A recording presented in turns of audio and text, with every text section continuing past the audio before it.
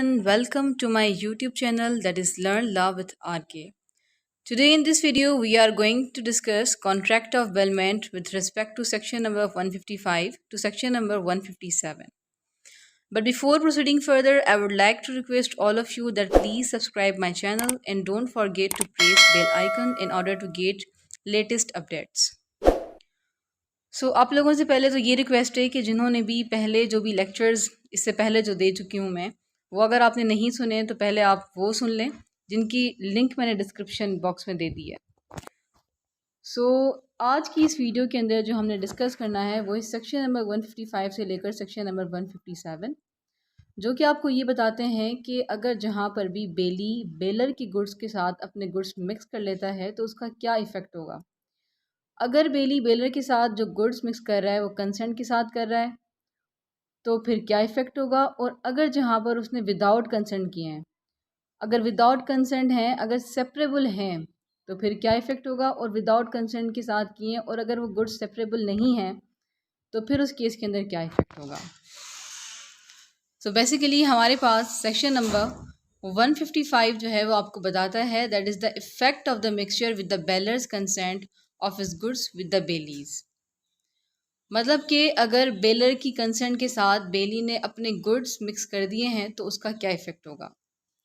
If the bailee with the consent of the bailor mixes the goods of the bailor with his own goods, the bailor and the bailee shall have an interest in proportion to their respective shares in the mixture thus produced. इसमें simply बताया जा रहा है कि अगर जहाँ पर भी बेली ने बेलर की कंसेंट के साथ अपने गुड्स के साथ बेलर के गुड्स भी मिक्स कर दिए हैं तो जो मिक्सचर प्रोड्यूस होगा दोनों के गुड्स के मिलने के बाद, तो उसमें कितना कितना इंटरेस्ट जो है वो बेलर और बेली का होगा। जितना जितना उनका शेयर है उतने हिसाब से ही उस प्रोपोर्शन में जो है वो उन दोनों का इंटरेस्ट बनेगा। मतलब कि अगर गुड्स में जो प्रॉपर्टी थी, बेसिकली जितना हिस्सा जो है वो बेलर ने डाला था उसमें और जितना हिस्सा बेली का था, तो अपने अपने हिस्सों के हिसाब से उनका इंटरेस्ट बनेगा। Further we have section number 156 which deals with the effect of the mixture without Beller's consent when the goods can be separated। अब सेक्शन नंबर 156 आपको सिंपल ये बता रहा है कि अगर जहाँ पर भी बेलर की कंसेंट के बग़ैर बेली ने अपने गुड्स के साथ उसके गुड्स मिक्स कर दिए हैं और गुड्स जो है वो सेपरेट हो सकते हैं, तो उस केस के अंदर क्या इफ़ेक्ट होगा। If the Bailey without the consent of the bailor mixes the goods of the baler with his own goods and the goods can be separated or divided, the property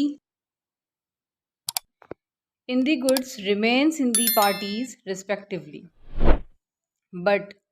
the bailey is bound to bear the expense of the separation or division and any damage arising from the mixture।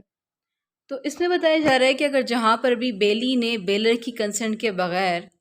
अपने goods के साथ baler के goods mix कर दिए और goods जो हैं वो इस तरीके के हैं कि उनको सेपरेट या डिवाइड जो है वो किया जा सकता है,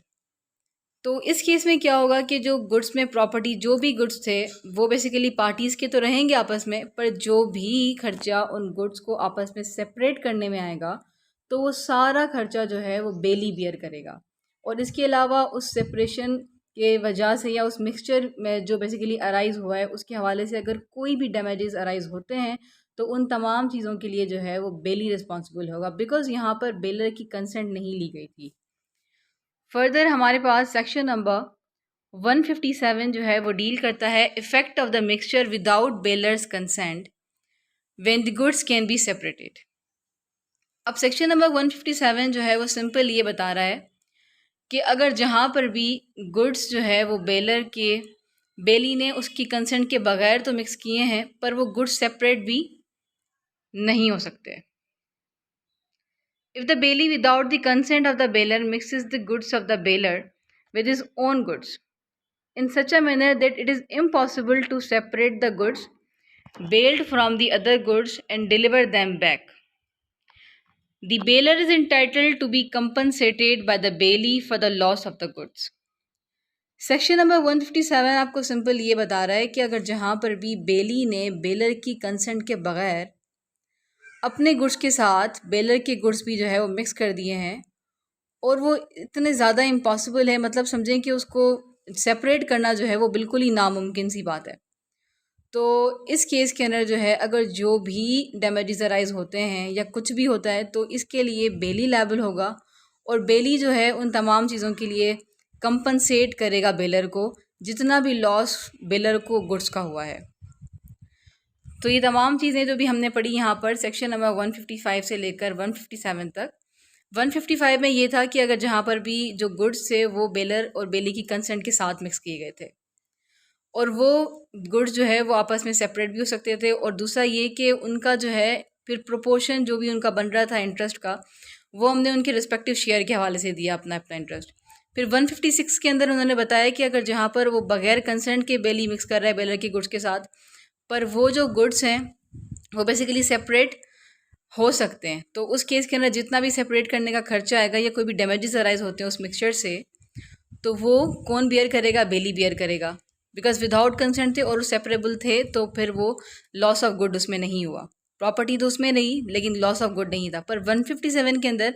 लॉस ऑफ गुड होता है, क्योंकि यहाँ पर क्या होता है कि दोनों जो भी गुड्स मिक्स हुए हैं बेलर और बेली के, तो यहाँ पर ये जो गुड्स हैं वो सेपरेट